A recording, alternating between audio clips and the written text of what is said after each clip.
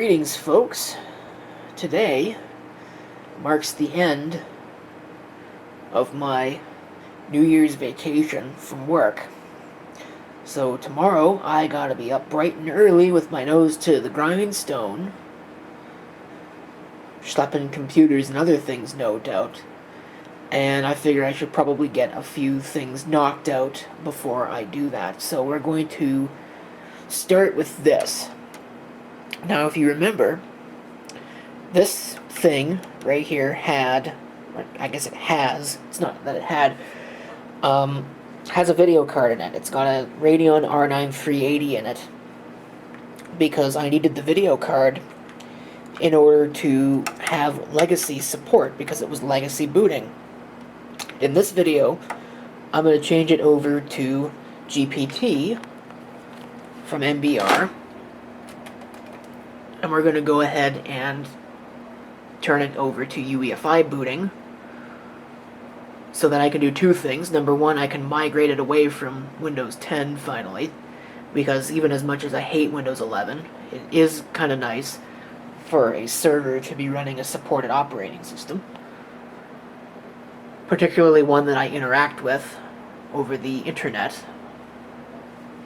So we're going to do that, and I'm also going to pull out the video card. What I'm going to do first is I'm going to take this thing out of here, and I'm going to go ahead and check the power usage on it, because I'm greatly curious what the difference actually is going to be. So let me shut this thing down, clean up my working area, and we'll get started. Okay, so now that it's over here, step one, power it on. Check just how much usage it has, and the answer to that is, as you can see, quite a lot. It just posted now. It's loading Windows.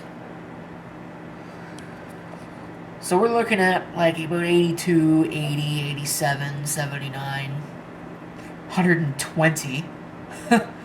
Wow, that really jumped up there. And then it settles back down to about like 50, 53, or thereabouts. So what I'm going to do, like I said, what I should have done to start with, and I think I need two hands to do this, is I'm going to go ahead and hit the Shift key, followed immediately by the Restart option. Okay, let's give it a try. We're going to use this MBR2GPT command.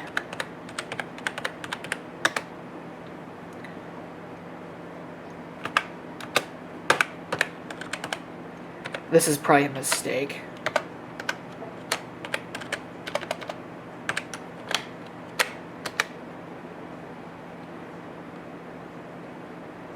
Yeah, this isn't really going to work, so I'm going to have to get the install disk. It's going to make me work for it. Okay, SanDisk Cruiser. Hopefully it will actually boot to it, or ask me to press any key to boot from USB. Or maybe it'll just be broken, like things usually are. Cool. Okay, it did work. Alright. Next, repair your computer. Command prompt. Now, let's see.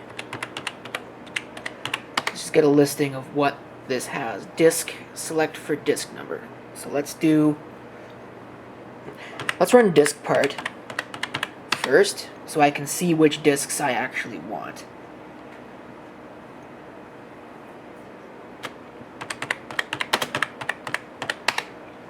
So I'm going to want disk 0 and disk 1 on here.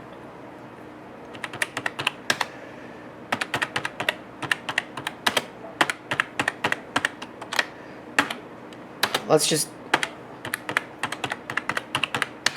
start there. Disk? Really?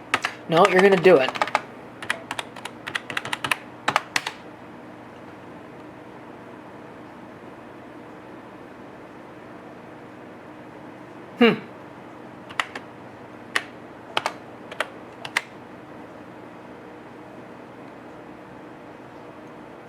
Something's wrong with this tool. Okay, typical Microsoft. Here's what I've done. Or here's what I did. We're going to scroll all the way up in here. As it turns out, the Windows Recovery Engine, or whatever RE actually stands for, WinRE was disabled. I tried to enable it, it failed. Guess what? Tried to enable it again without really doing anything at all, and it works just fine. And now, MBR to GPT is working fine. So, I'm going to take my Windows disk.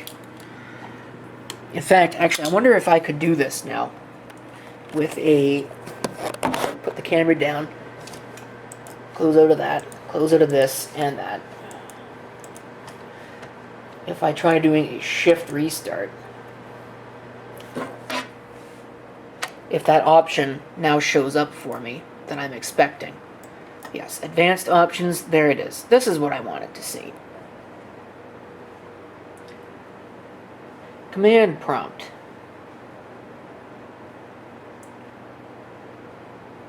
So it should now boot into the Windows Recovery environment. That's what it actually stands for, is not Recovery Engine, but Recovery Environment. And of course it'll ask me for my password. Okay, now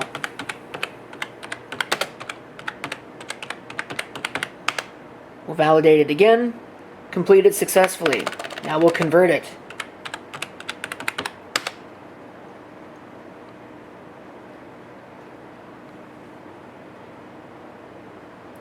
We'll see if that actually works. It is doing something.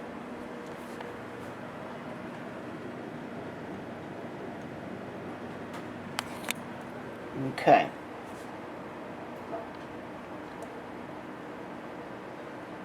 Please try to manually disable and enable WinRE. Before the system can boot, you need to switch to UEFI. Alright.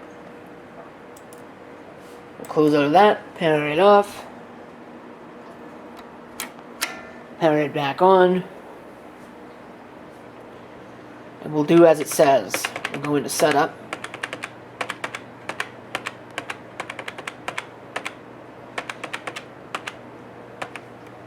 Without changing anything else for the time being. Alright, advanced mode is F6 on this ASRock BIOS. And let's see, where is that option on here? I don't remember. There it is. CSM.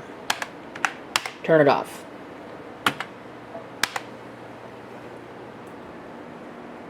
Okay, we'll let that run. And now is the point where it fails to boot, and I'm going to be reinstalling, I bet.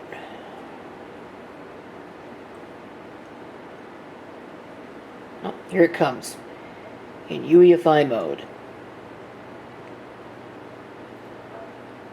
Alright, cool. So, the next step is going to be to change all the other settings.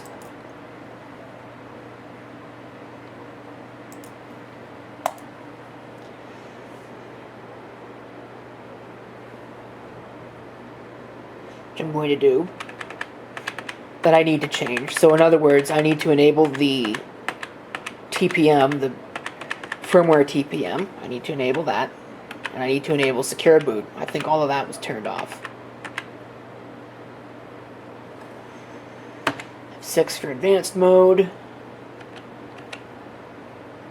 And where would that be? Not 100% sure on this. Trusted computing sounds as good as any.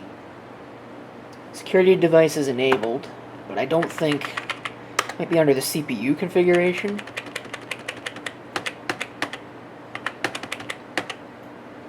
No. Alright, there it is. Platform Trust Technology. Enable it. Secure boot. Enable. I'm going to leave it set at custom for the time being. But I believe that that is it. That's all I need to change. Hopefully, it'll power off. It might power off and back on twice. If I remember how this works.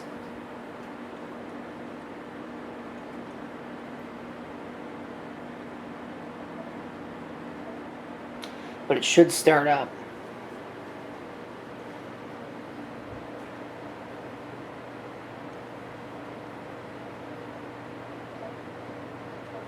Okay, it does still boot. So now, the last step, I need to pull the video card.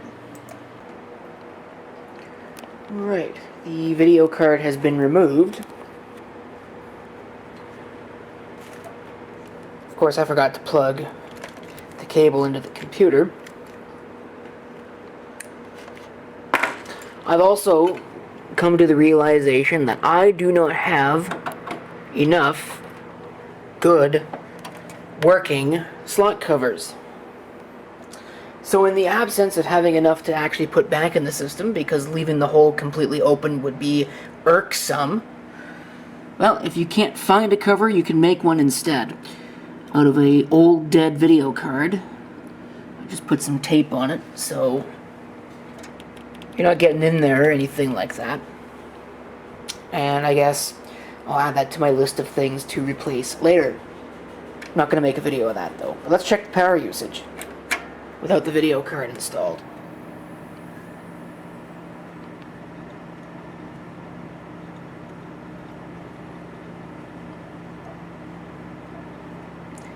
$47, $49, $48, $53, $48, $55, $56, jumped up to 90 and jumped way up to 100.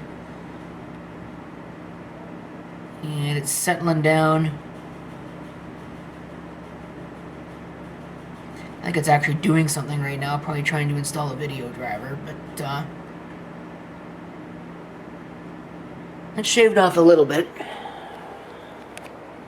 And it means I don't have a video card in here because I don't need a big beefy video card to be in a system like this. It's just not going to be helpful. So I'm going to put the cover back on this and I'll reinstall it in the rack.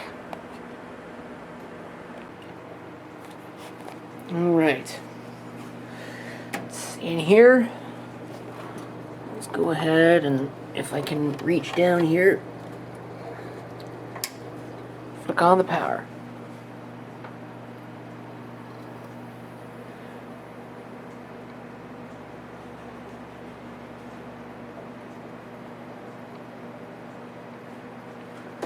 Should go ahead and boot.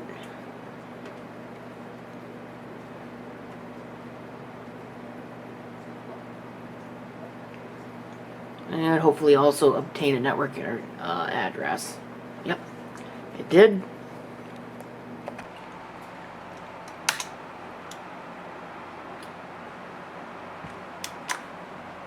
And there we are. I can also connect right into the machine.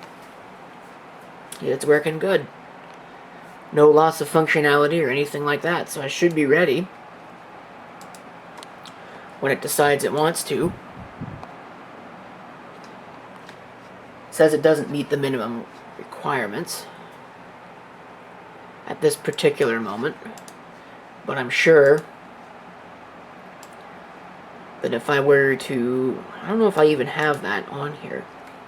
No, I don't think I have it on here. Well, anyway, we should be ready to go for it whenever it decides it wants to do it. I'm not going to make a video about that. I'm not going to make a video about replacing the slot cover because I don't think I need to. I'm going to close this video with that. I'd like to thank you for watching, and if you have any comments, definitely feel free to leave them below.